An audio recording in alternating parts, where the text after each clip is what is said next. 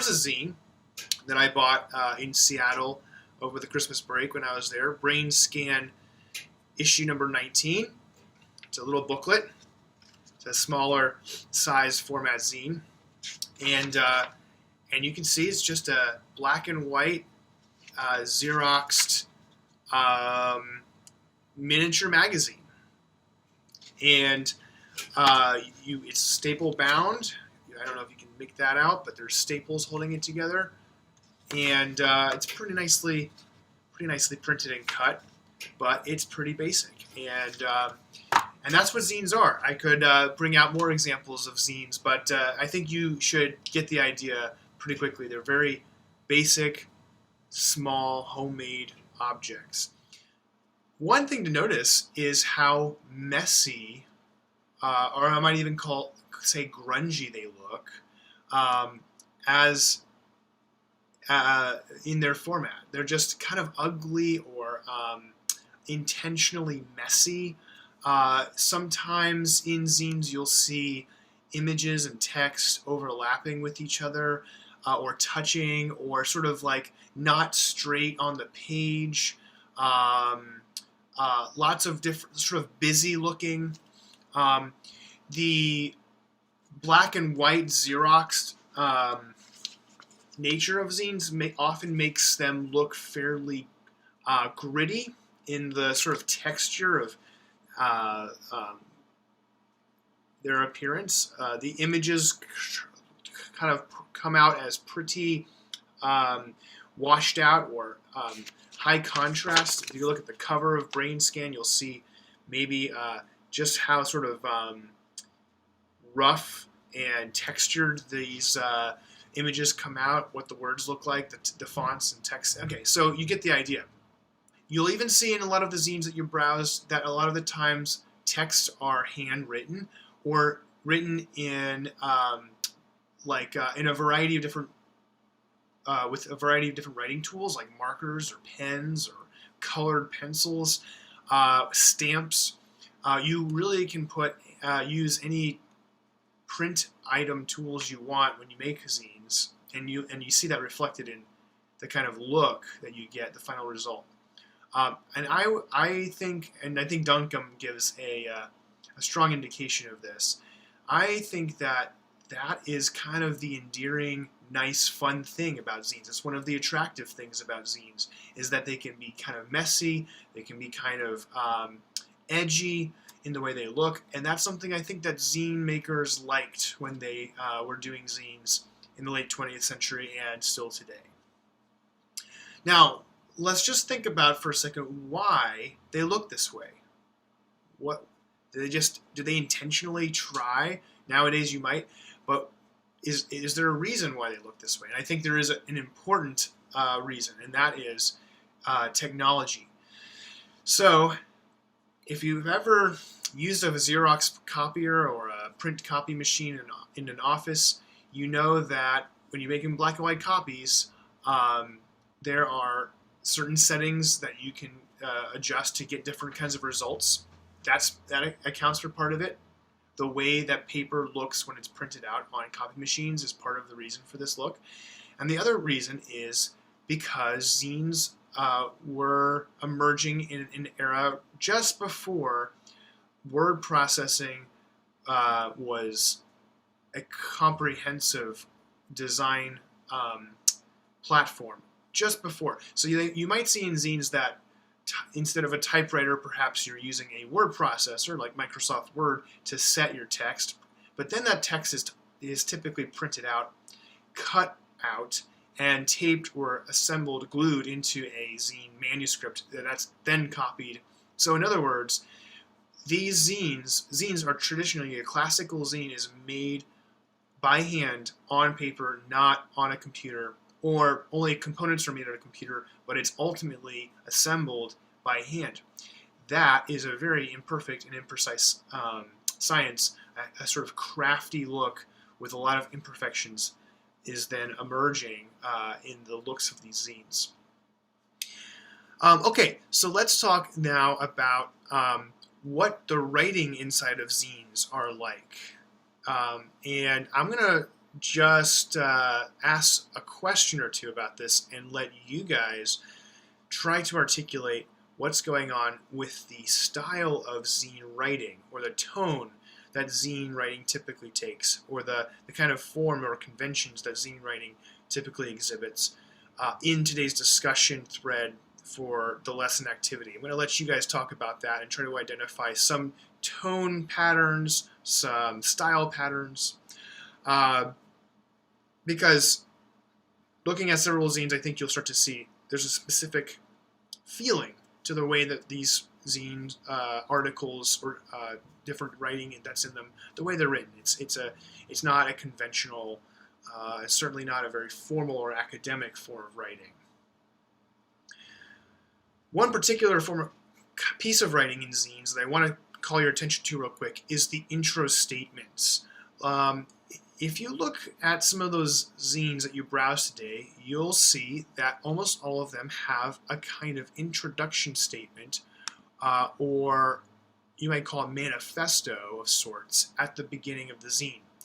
And I want to look quickly at what is going on in those intro statements. So here's a quote from the intro statement to Social Detox #1. Introduction. It's been incredible to create this zine. This project has created the space in my life to focus on gender liberation and collaborate with amazing people in the process. Thanks to my friends who've supported this project and to the honest criticism I've gotten as well. This wouldn't exist if it weren't for the love and support of my comrades. Fire up. Notice how personal this writing is. It's all about the zine maker's life, or this part of his life where he or she is creating or writing about this stuff. It's not ashamed or shy about talking about its direct relevance to the zine maker, its significance to him or her, and also it's just as much about the zine making process as it is about the final product. In other words, these intro statements often say what's in the zine, or what the zine is about, what the purpose of the zine was, but it also often contains some language about how the zine was assembled, or sort of something the zine maker was thinking about when he or she was writing it, what was going on while it was being created.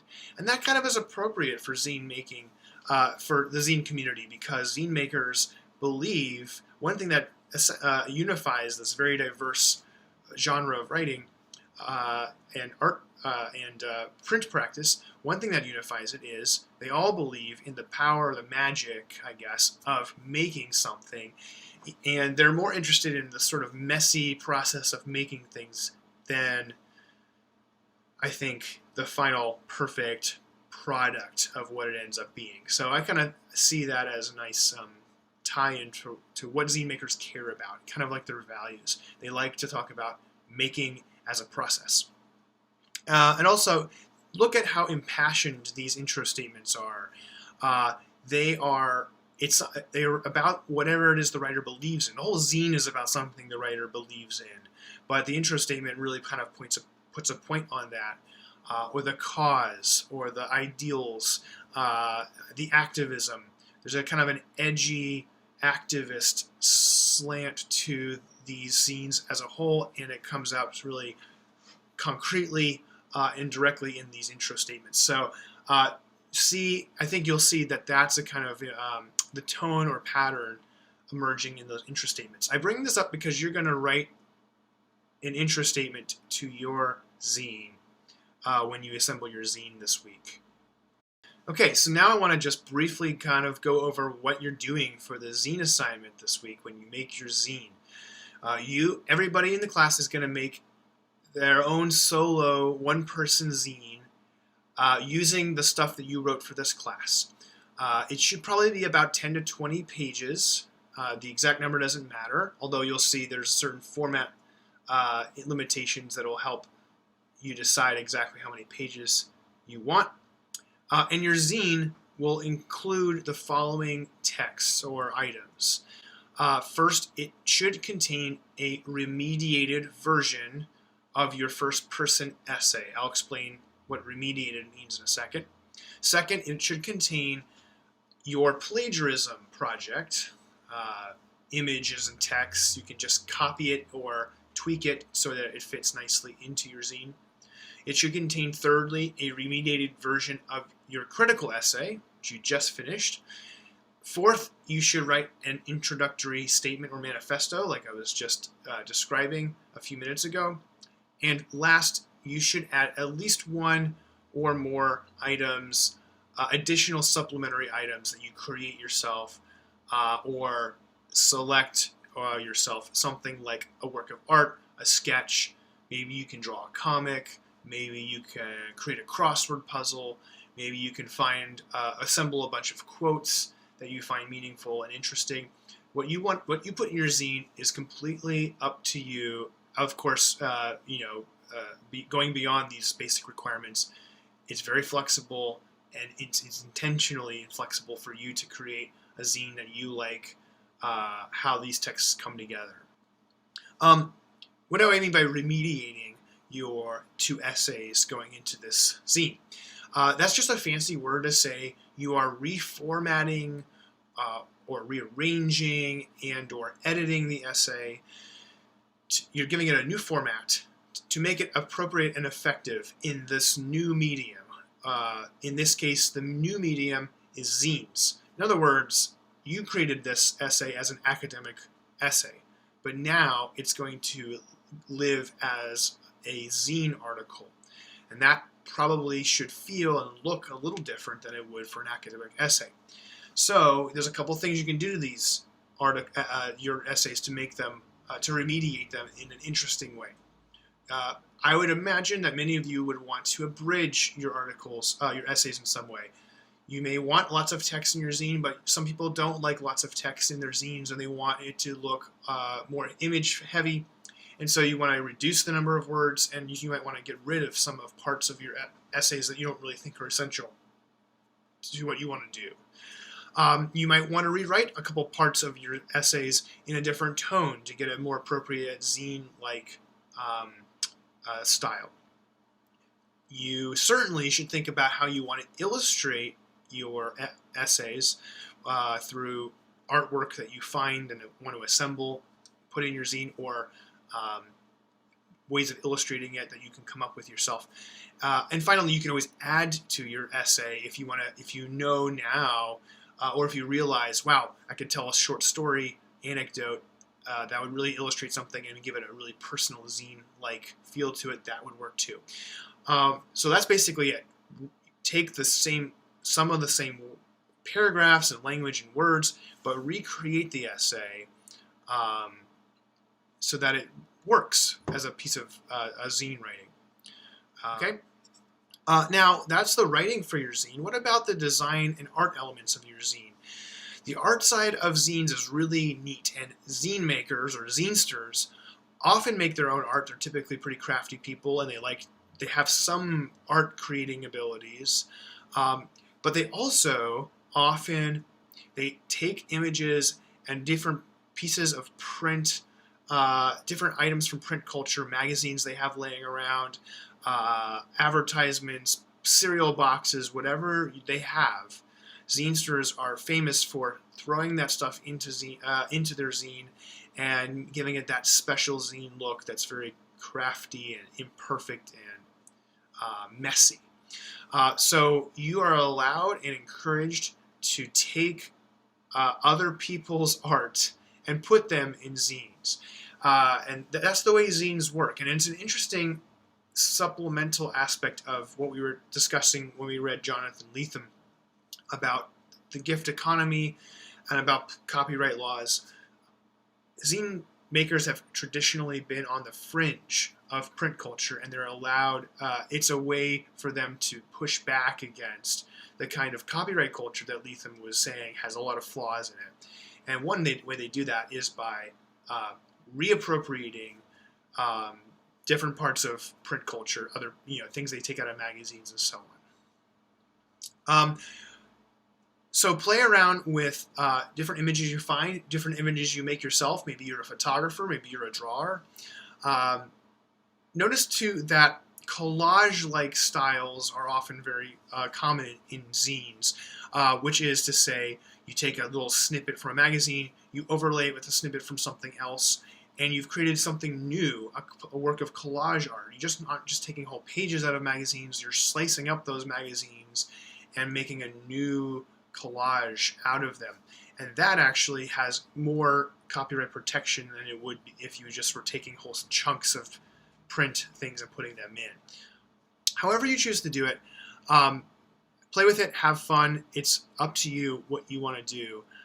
And you will get some ideas for some techniques you can use by looking at what you mean, what's a zine. You can already start to think about what you want to do in your zine if you want to scan through that reading. And you'll see illustrations, how do you assemble, how do you get these different effects on copy machines and so on. Okay, so here's what I would do if I was making a zine for the first time, because it's a very easy beginner, starter, entry-level way of doing it. That's just to take regular 8x11 pieces of computer paper, a couple pieces of paper, fold them over in half. Don't staple or bind them in any way. You want to keep them unbound. And now you've got a basic manuscript with which to work. At this point, you can just start creating your zine. Start printing things out, cutting things out of magazines, drawing on this. You've got a cover page. You've got the inside cover page where you might put your introduction statement. Print that out off the piece off your computer and assemble that with, cut it out with scissors and tape it on if you're doing it the traditional way like that. And you just work with this master copy manuscript. Everything goes on to this. Once you've finished making your zine, you then at this point, for the purposes of this class, all you need to do is make the zine and scan the zine into a PDF and upload it. If you were making this zine for actual distribution and print form, you would actually make copies at a copy machine into black and white and staple or bind them in some way and distribute them to your friends or whatever. If you want to do that for your own pleasure, then before you assemble and scan your zine, go ahead and make printed copies. But if you don't want to do that, then you can go ahead and staple your half-fold zine, staple along the edge, and then you need to scan your zine. So I would take the assembled zine and scan cover, open up pages 2 and 3, scan, turn the page, and scan just like you would a chapter out of a textbook or a book that you want to archive for yourself. After you've copied all, or you scanned all of the open-faced pages of the zine, you're good to go. You just need to make sure they're all, face up, or I should say, like right side up in the scan, and all the no pages are missing, and save it as a PDF and upload it. So that's how I would do it. So let's just talk very, very briefly then about how you're gonna about making a plan. You're going to need, thinking through this, you're going to need some supplies to make this zine. You're going to need the paper. You're going to need scissors, a way of printing out text, unless you want to write out your essay text. People handwrite their zines all the time, but that would require pencils or pens or markers. So any of those items you need. Whatever you want to use in addition to those basic items, you're also allowed to use stencils, stamps, paint, markers. It really is completely creatively open and up to you. And think about where and how you're going to scan. If you're on campus, of course, you can go to the library. If you're back home, maybe where you live, there's a scanner available, or you might have to make a little trip to the local copy store. So just think and do a little planning ahead for that. Okay, that's it. I'm going to set you guys free to discuss some of the interesting stuff you see in the zines we browsed today, and to discuss some of the stuff that Duncan was talking about in today's activity. And then you're free to start creating your zine. Have fun with it, and send me questions if something doesn't make sense to you. I totally want to warn you, and that you should expect that this will be a kind of trial and error, messy process. unless you're really good at thinking through logistics ahead of time, it's almost inevitable that you'll run into some weird obstacle or quirk as you assemble, or get a kind of different result than you were expecting. And that's kind of fun too. It's kind of some of the ways that zines work as sort of magically magical items that are not perfect, that show mistakes or unexpected turns in the process of making them. And that, last but not least, when you submit your zine, you'll see on the assignment page, I'm asking you to reflect briefly on how it went when you were making it. And that's partly what I'm asking about is, what did you run into that was weird or unexpected, or how did you work around an unforeseen obstacle? Because those little parts of the process of making zines add to the aesthetic and the magic, I guess, of what they end up looking like and what they mean. Okay, thank you. Have a great time discussing and making your zines this week, and I will see you guys at the Zine Show and Tell on the last day of class. Bye.